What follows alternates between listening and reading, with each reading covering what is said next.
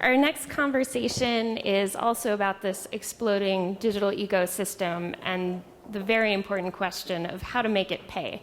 Ron Brownstein will be back with Thomas Gewecke from Warner Brothers to explore that question.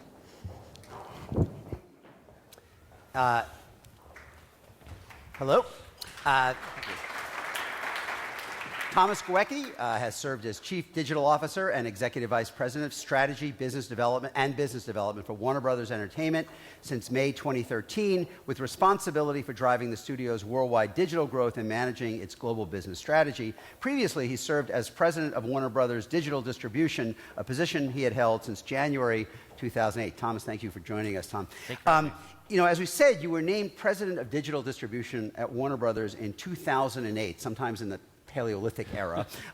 So you've been thinking about the implications of the digital revolution on entertainment longer than most people have. Along the way, I'm sure you've had some successes and some setbacks. What have you learned? What have been the key things you think you have learned about what it takes for entertainment companies to succeed in this digital era? Well, that's a great question. I've actually had a really, really fun career. I spent the first 8 years of my career working in the print publishing business, actually, kind of the early days of online advertising. And then I spent 8 years in the music business before coming to Warner Brothers to kind of work in digital, in movies and television and games. And so I've had the opportunity to look at the digital transition across a number of different media categories over the last 25 years, really.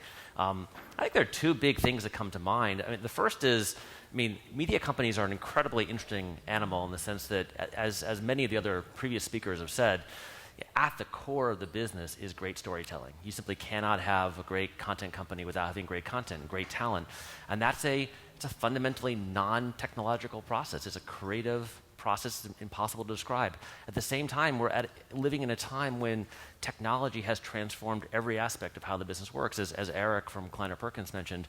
And not only that, technology is intrinsic to everything about how we make content, how we distribute it, to the economics of production and distribution, and increasingly in the last 4 or 5 years, to everything about how consumers think about, choose, find, buy, and experience content. And so it's really just deeply rooted into the business.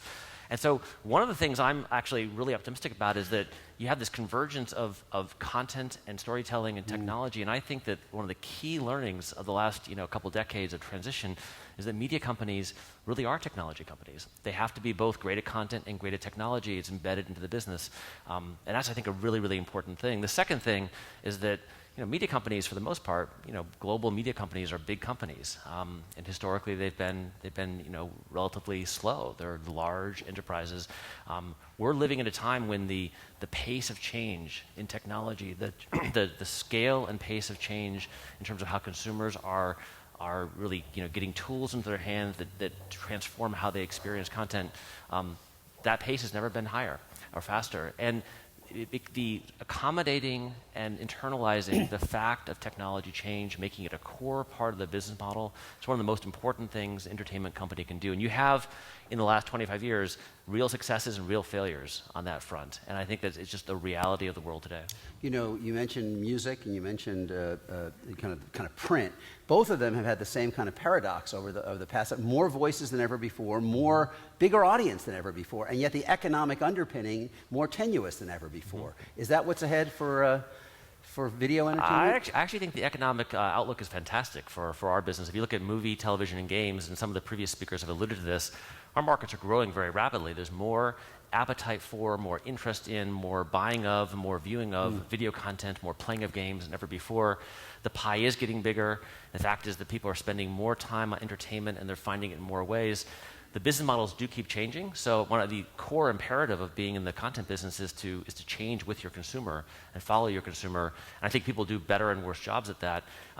The outlook's fantastic. And not only is it fantastic from an economic standpoint, even though sometimes the economic models change and sometimes the players involved change, it's an incredible time for creators and for talent. There's never been sort of a larger number of customers. There's never been a larger number of viewers.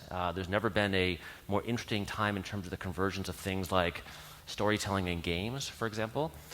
There's never been more different ways for creators to express their voices. If you look at what's happening with millennials, with the movement of audience to YouTube and to over-the-top networks, the emergence of short form. If you look at what if anyone in the room has children, if you look at what a 12-year-old does today when they have time in front of for screens, they They go to YouTube. They watch other people playing. So if you were going to make a pie chart, I mean, if there was a pie chart that kind of delineated how people consume what you produce now and how it divides between, digital consumption, sitting in front of a TV, going to a theater, what's the trajectory there? Where is that going? How different will that look in a few years? Well, I think it is changing. At the same time, I think it is really a story of the pie expanding. So, I mean, movie going is stable to growing around the world. And if you look outside the United States, admissions are going up. If you look at countries like China, admissions are growing at incredible double-digit rates. Television watching, I think, is fragmenting across the big screen and the smaller screen. I think you see gaming happening on all screens. And so it's, the overall marketplace is growing. The number of ways in which people watch is certainly dividing, and you see more and more time, and you see more and more viewers, using multiple devices, both in sequence, but at the same time. I mean, the amount of, I'm watching a television show, but I'm also playing a game on my iPhone. That's a really interesting phenomenon as well. The one aspect of the shift toward digital is presumably it would make it easier to reach global audiences, right? Because you don't have to physically provide. I mean, how does the globalization of entertainment intersect with the increasing digital? I think that's. I think it's just factually correct. I think that when you look at, we have a big relationship with a company called Machinima. It's a YouTube MCN. It gets 4 billion views a month. More than half of those views are outside the United States. It's diversified across 150, 160 countries, and it is one of many, many examples of a market today where you can create content that from day one is aimed at a global audience. You know that your audience is going to be international. You know that it's going to be across many different demographics. It affects the kind of rights deals you do. It affects how you think about monetization. It affects your view of the macroeconomic, sort of landscape. So that's this idea of sort of creating content once for many, many audiences all around the world is one thing. The second thing is that increasingly we're in the business of, and I think many media companies are, of creating content in other countries for local audiences. We at Warner Brothers just announced recently the creation of a company called Flagship Entertainment, which is going to be a significant new presence in China, creating local language Chinese movies. And we intend to be in that marketplace for a very long time. We think it's going to be the largest theatrical marketplace in the world in a few years. It's growing very rapidly. I think it's a marketplace where we can have a very significant original content creation business to add to our existing business of creating content in the United States and exporting it around the world. I think that's going to happen more and more. From the Betamax through the DVD, the industry has stressed ownership. You have said in the past the industry has to do more to, quote, make the benefits of ownership clear. If people are treating cars, tools, apartments even, as on-demand products, is there a large-scale future for ownership of movies and TV shows? Yeah, I think there really is. I mean, it's a very big business today, and historically it's been, the tradition of ownership has been the physical disc, the DVD, and the Blu-ray in the sort of the video business. The electronic sell-through business, which is the digital ownership business that for movies and television, is the most rapidly growing part of the digital transactional business. It accounts for an increasingly large part of the ownership business. And the beautiful thing about digital ownership is that it's about software. So in the same way that a video game or a software product is a continuously improving, enhancing product, for the first time we have the ability in the industry to take the ownership product and make it better all the time. I think the core thing about ownership, consumers want to own products because it's an economically efficient thing to do. If there's a movie you love, if you watch Batman vs. Superman next March and you love that movie, you're going to want to watch it many times. Your children are going to want to watch it. The most efficient thing for you to do, the most economically effective thing to do is to buy it and own it. The burden on us is to make it a fantastic experience. It's got to be easy to find. It's got to be easy and quick to get to your device. It's got to be portable across all devices. You shouldn't have to buy it more than once. So if you have an iPhone here and you have an Amazon Fire TV at home, you shouldn't have to buy the movie twice if you want to watch it in both places. That's why one of the things that we focus on really significantly in our marketplace is something we call shared entitlements, the idea that if you buy it once, you should own it forever and be able to watch it on every device, any screen, any time, all around the world. It's really important. Ownership requires that we make the consumer experience great, and I think if we do that, it has a great future. I want to bring in the audience in a minute for questions. Let me ask you this. We talked about this a little bit before. We know young people are consuming in different ways, more on tablets, more on mobile devices. From your point of view, is the challenge then to get them to consume the same things you have been producing on these new platforms, or does the different medium require a different form of content, require you to create things specifically applicable to these new ways they are consuming? I think it's really both things. I think that millennials have an incredible appetite for, for Flash, for Supergirl, for, Batman vs. Superman, for Big Bang Theory, for Friends, which is on Netflix today and doing incredibly well.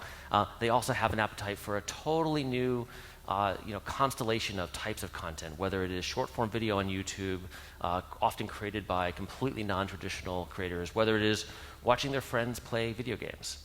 The entire category. If you look at Twitch, the entire category of Minecraft videos on YouTube. If you look at esports as a category, there are categories of entertainment that are incredibly important to young people that did not exist, a decade ago, and maybe wouldn't even have been thought of as entertainment. Whenever I see my children, watching a video on YouTube, what I think is, that is a marketplace that we have to be incredibly strongly in the business of providing content for.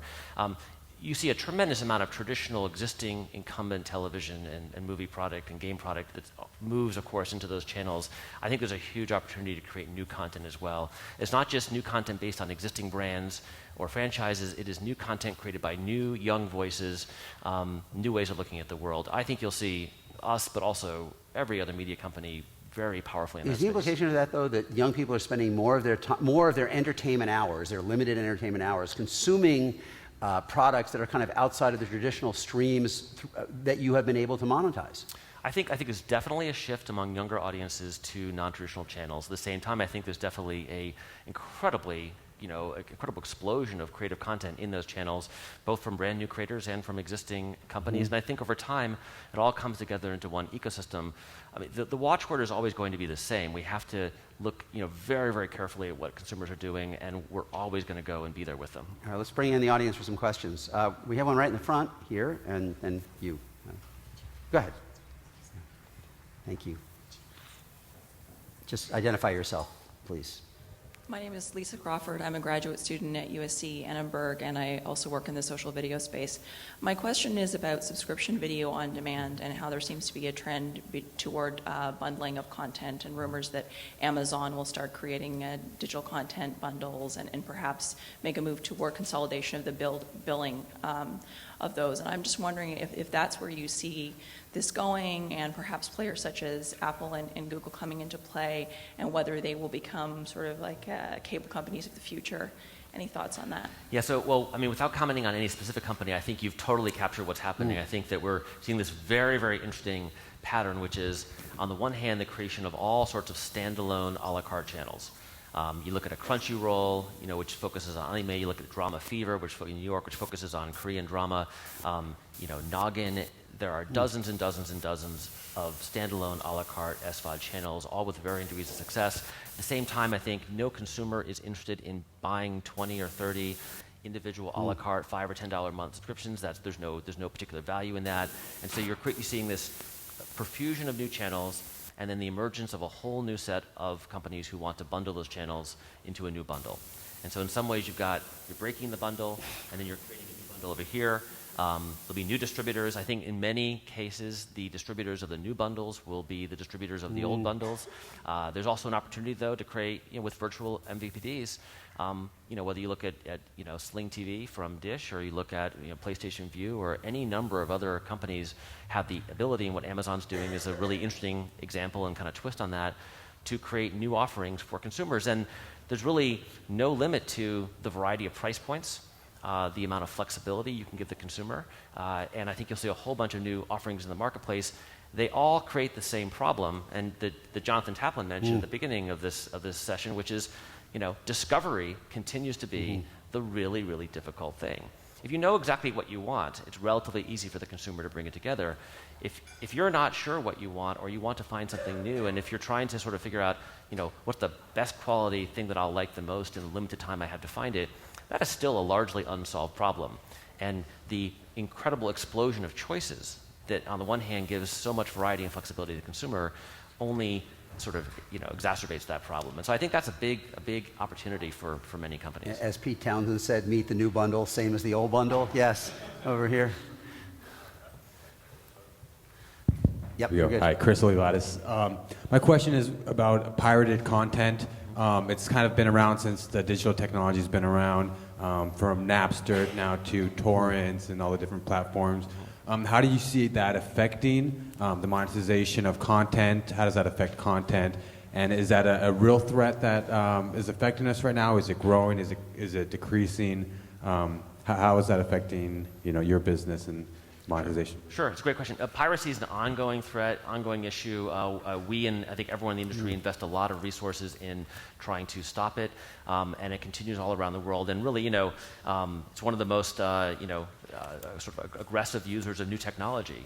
Whenever a new distribution medium or new platform emerges, pirate content is one of the places it sort of emerges first.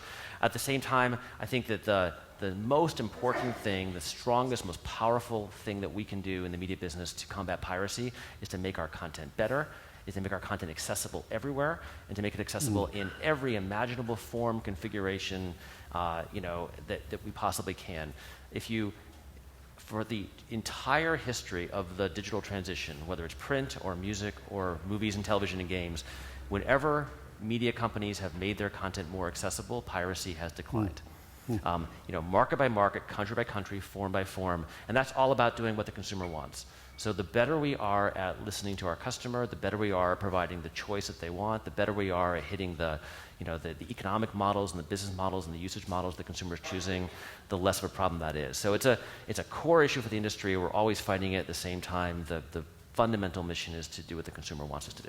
We only have about a minute left, so let me take the moderator's prerogative to ask you a quick question. You've seen several generations of change. If you look down the road 3, 4, 5 years, what do you think is the biggest next change that's coming in the way entertainment is produced and consumed? I'm incredibly bullish about VR and AR. I agree with Eric from earlier that it's not a big transformational thing this year, but I think that the degree of inspiration that creative talent get when they see what is possible today, even with the early versions of VR and AR, the amount of emotion that you can create in a consumer, the visceral impact of the immersive, sort of headsets that we have today, the potential transformation that comes in the future from AR, allowing us to create entertainment experiences really that fill a space, that take you outside of the screen, that change the nature of what entertainment is. And when a filmmaker or a writer or a showrunner looks at one of these technologies, the thing that they say is, wow, this changes what storytelling is. This is going to cause us to create a whole new generation of entertainment, a whole new type of platform. I think that's one of the most transformative things that's going to happen in our business in the next 5 years. Tom Gewecke, thanks for joining us. Thank you very much. Thank you.